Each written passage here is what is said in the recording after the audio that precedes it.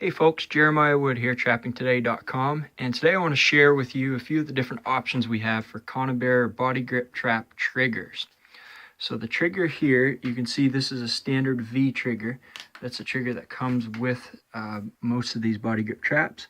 Very simple. The animal has to push through those two wires on the trigger in a V shape in order to set off the trap. And of course, remember, the goal is just to get that animal through that trap.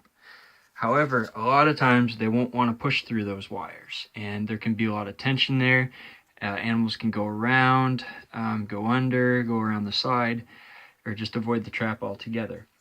Here's just a little configuration here on the same wires. I flip the trap upside down and move those into kind of an L shape. That's just to give a little bit more opening here. Sometimes I do this with muskrats to try to get them to want to go through there a little bit, and this bottom part of the L can oftentimes be underwater or partially underwater, so they don't notice it. You can pull these two wires close together and put them off to the side. It just all depends on what you're going for. Those are the standard options for those wires. Some guys also will make them into sort of a V or something like that.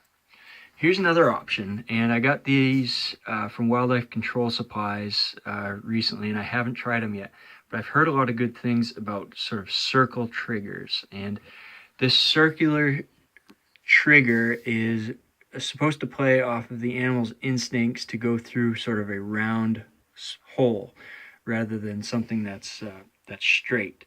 So it seems to provide more of a natural type opening where the animal is more likely to try to stick its head in there. So a mink or a muskrat might be more likely to use that circle trigger. I'm not sure yet because I haven't tested it. Now, finally, what I want to show you is the coni-pans, and these are made by Barker Trapline Tools. They make these pans, and basically this is what I use, or I am using this year on my marten trapping. And instead of having to push through a wire like these triggers on the coni-pans, the animal steps over the top and steps onto that pan. So as you can see, there's a huge opening here for the animal to go through.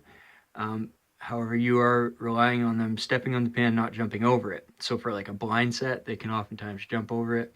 This is going to be used for me in a cubby with bait just a few inches behind it. So they have to step on the pan to access the bait. So those are your basic options. I'm sure there's a few others out there, but pretty much you're talking either modifying your stock triggers, going to something like a circle trigger, or a pan. Hope this helps. Catch you in the next time.